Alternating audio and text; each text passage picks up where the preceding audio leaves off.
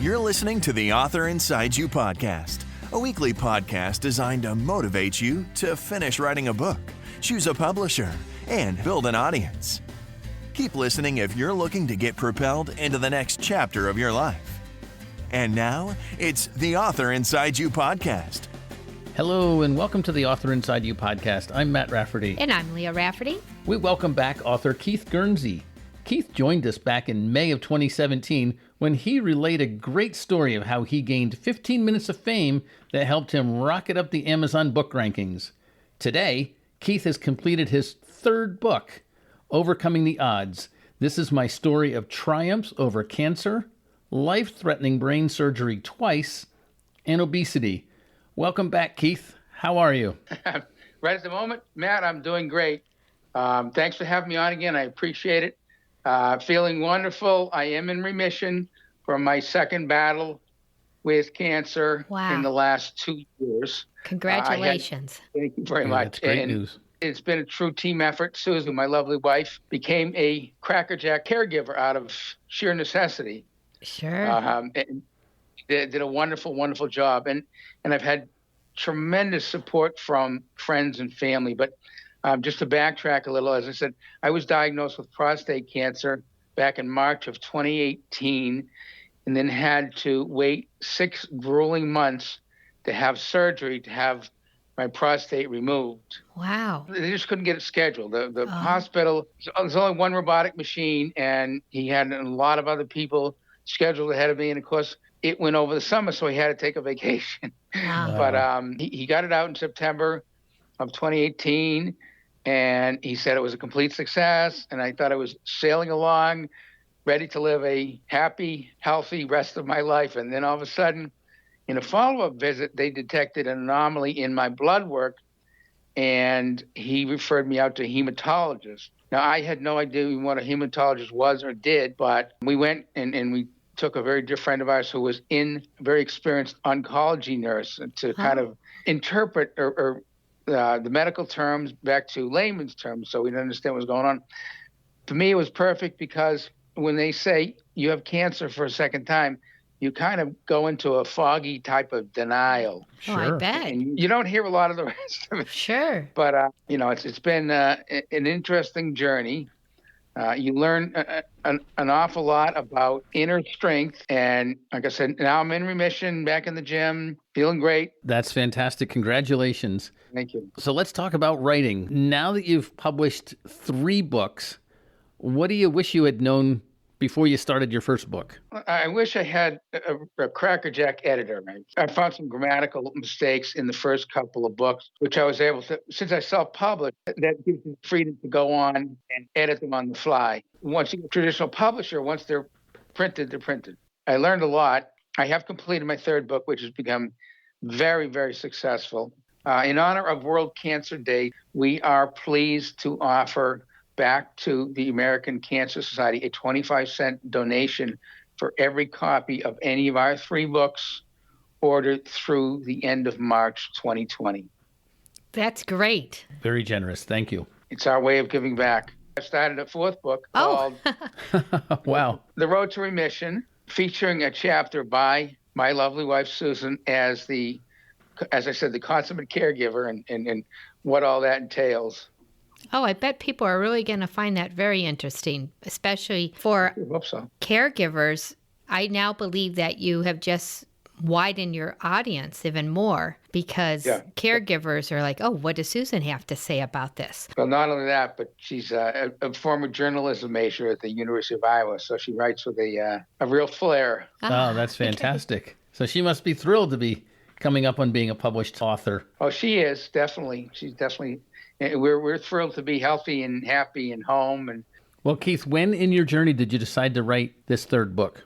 I wrote it as an inspiration, and that's what readers are telling me it is, because I keep reading about suicides and 22 veterans a day committing suicide across our country. And I'm looking to give people an inspiration and explain that you can overcome the bumps in the road, the blips on the radar screen, if you will. And someone much wiser than I, which encompasses an awful lot of people, once said that the man above does not give you more than you can handle, which I found to be true. And I want this book to inspire people, and my readers tell me it really is. Well, I just heard today on the news that someone quoted, "You only die once, but you live every day." And they said, Correct. Try to think of it differently instead of thinking, we only live once. No, we live every single day. Exactly right. And I wrote it for this time of year, with this time of year in mind, because seasonally affected disorder is a real thing. I had Sure. a coworker who was really affected badly by this, and I wish I had wrote it 20 years ago so she could read it and realize you got to live every day and do the best you can and overcome the bumps in the road, so to speak. So how was the writing process different in this book from your previous books? Well, it's shorter because I think I had an interesting story to tell, but not War and Peace length interesting. Uh-huh. I don't like fluff. Okay. I like to get to the point. I write nonfiction, so I like to get to the point, tell my story, and be done with it. Now, the remission book probably going to be a lot longer, but in this case, I had a lot of help. I did have a good editor with this book, and I also had a young lady who helped me with formatting for KDP Amazon. Their requirements are a little on the strict side, but we got it done. And I just had another young lady volunteer to create me a new cover, which she did. Wow, geez. That's nice. It's amazing. The kindness of people, it just blows me away. Well, Keith, how did you find your editor for Overcoming the Odds?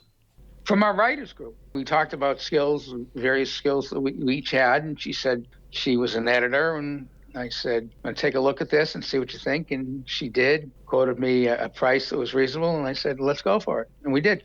Great. This episode of the Author Inside You podcast is brought to you by Scribophile. If you're writing a book and you need some help with some professional writers looking over your work, then you need to join Scribophile. Go to scribophile.com and sign up. One aspect of Scribophile that I really like is the Writing Academy. It is a free writing resource produced by members of the Scribophile community who are writing professionals.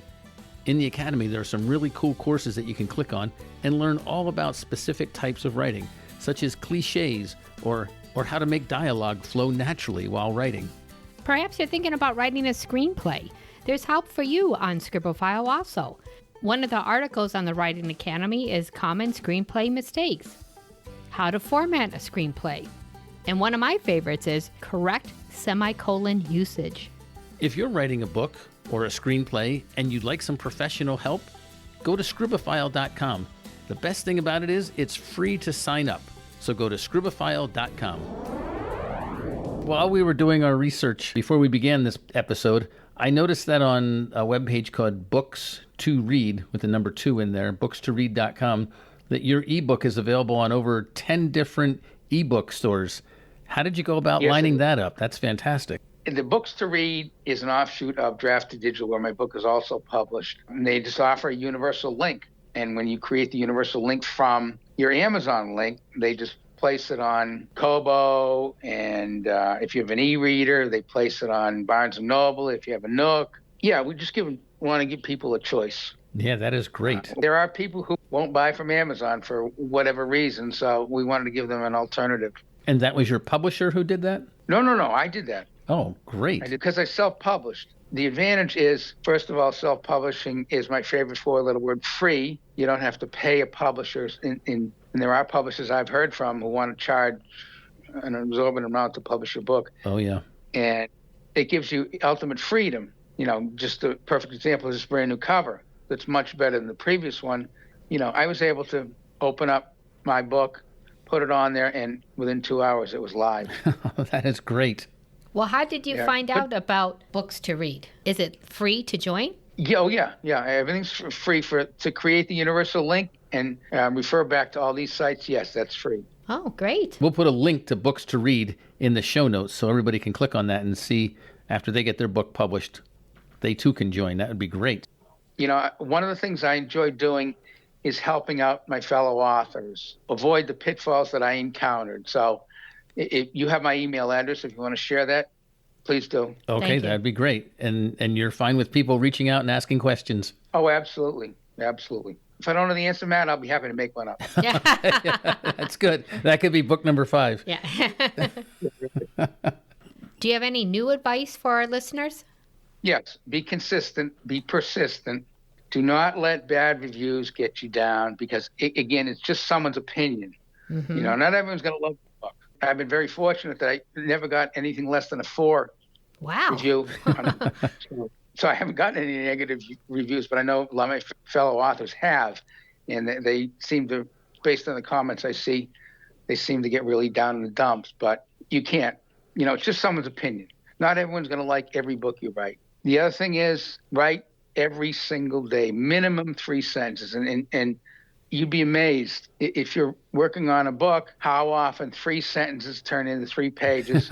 Which then, that's a good idea. Yeah. So that's my story. I'm sticking to it. Excellent. Good. Yeah, because maybe you're thinking, it's too much to write. It's too much to write. I can't do it tonight. I'm too busy. But like you said, if you just say write 3 sentences, then it just takes off on its own. Right. And that's why I go to the gym at 5 o'clock in the morning so I don't have a chance to talk myself out. And then I sit on my stairs and I write my 3 sentences minimum. So before I have a chance to talk myself out of doing any writing today. And before you know it, you got a book. Great. Well, that's great advice, Keith. And thank you very much for coming back for an encore interview here on the Author Inside You podcast. Oh, it's my pleasure, Matt and Leah, and I'm thrilled to be here. And anytime you want my unsolicited advice, you just call me up. Thank you. Matt and I would really like to hear from you and find out what you think about our podcasts. If you have any feedback you'd like to share with us, please drop us a line at theauthorinsideyou@gmail.com. You can find that email address on our webpage. And until next time, right on.